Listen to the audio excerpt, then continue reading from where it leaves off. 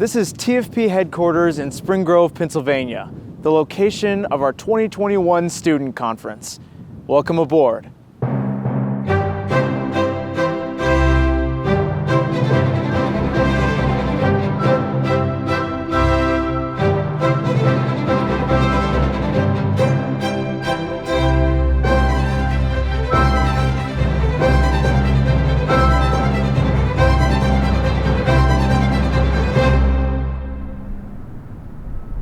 This is my first time here for the New Year's and Christmas season. I really love the setting. I don't think you could have chosen a more perfect ambiance to have hosted this conference in. Now, how'd you find out about it?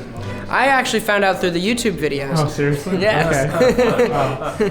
And what was your favorite meeting? My favorite meeting was probably about the Crusades, or at least the Crusader spirit. We didn't necessarily talk about the Crusades that much, but we did talk about the spirit, and just something that you can use in today's world, even though you're not crusading through violence, but you're crusading through intellectually and converting people that way. Some of these gentlemen here, many of these gentlemen here, pray 3 rosaries a day because it's a duty.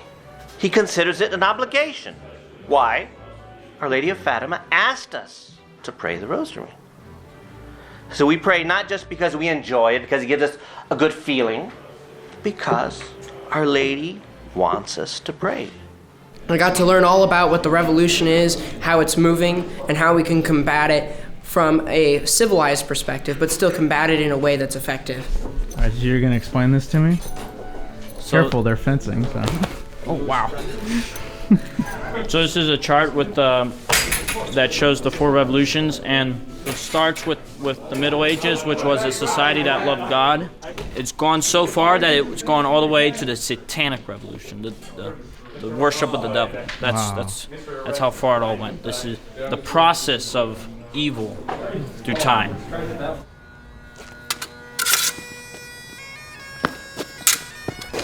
For example, the average sword was only about 2.5 pounds. It was very expensive, very hard to make, hammer and anvil. So they didn't just mass produce swords. Like the movies, you're not fighting this close. That's very bad judgment and distance. Fight. Get him! Oh! That was immediate.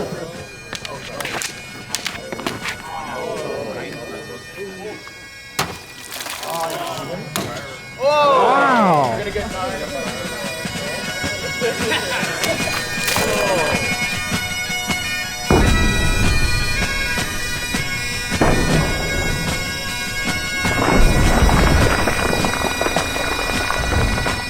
Cyrano, look here. See everyone around? Do you still think yourself to be normal and sound? Why be different? Why live if on the moon? People will think you to be a buffoon. Who is it then you wish me to become? A man without ideals? Some worldly scum?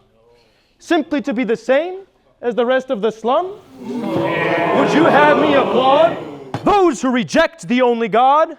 I prefer 1,000 enemies to fight than appear before my Lord and Judge in such a plight. Why do you think that the Cyrano de Bergerac play is important for young men to know about at this Student Action Conference? Yes, I think today that people need something to look up to. They need to see a role model who understands the fight and understands that he's fighting for something greater than himself. Cyrano teaches us to be able to see something beyond his own petty interests. He wants to elevate everybody's horizons so that they unite around the great ideals of Christian civilization. He was a man's man. I think that's the best way I can put it. He was noble, and there was a sense of joy in fighting the good fight, and I think that's why he wanted to show us. Knave, rascal, fool, flatfoot, scum of the earth! How do you do? And I, Cyrano de Bergerac, at your service. Buffoon, I've had enough of your chivalry. Now, of course, Cyrano in the example is not a perfect role model, but he does have this very strong adventurous spirit, and when he sees something that he doesn't like, he confronts it and destroys it. Because I see what I say is in vain, I shall thrust as I am the refrain. Do you really want to know what I am and I don't want to show? I don't believe in anything. Why should I? I want a quiet life with riches and pleasure. Fighting and heroism I hate without measure. I hate you because you're enthusiastic with things the world does not deem fantastic. All our faith in what is right are foolish things I put to flight. I will not lay my life down for these. Nay, I am out for the world to please. Now you have confessed your decision and revealed who you are with precision. Against the truth I serve you but rate. I will tell you too late. You must bend and meet your fate. Before God and his honor I say before all, a king ground as I invest in this hall. I thrust, I lunge, and you shall fall. For I thrust as I end the refrain.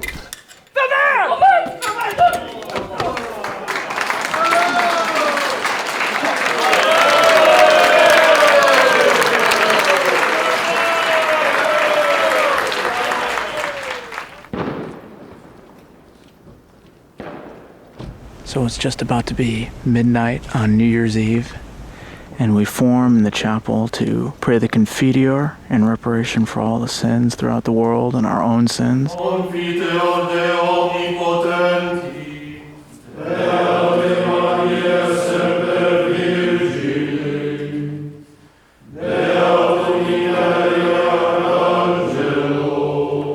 And then we sing the Credo, reaffirming our Catholic beliefs to start the new year.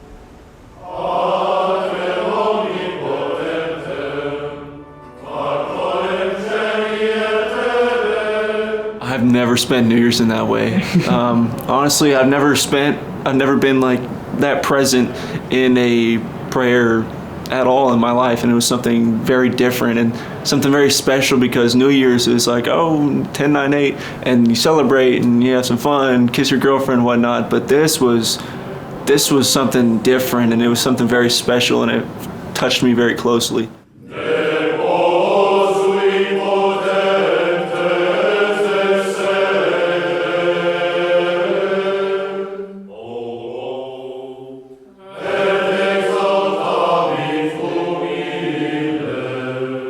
Getting to come out here and be in the chapel amongst all of these men singing in beauty and glorification of God, it was a completely different mental state for me. It was not chores, but more so something that I wanted to do and was happy to do and wanted to keep doing.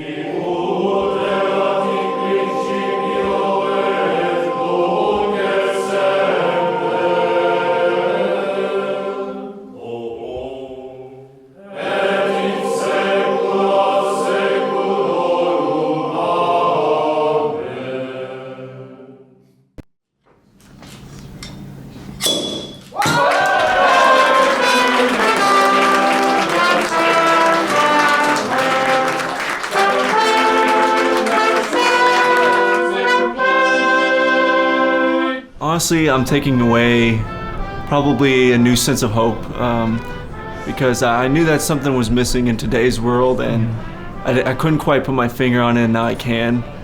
And I think that's what I'm taking away, is a message of hope that there is a future, that we can push through, and we can beat the forces of evil.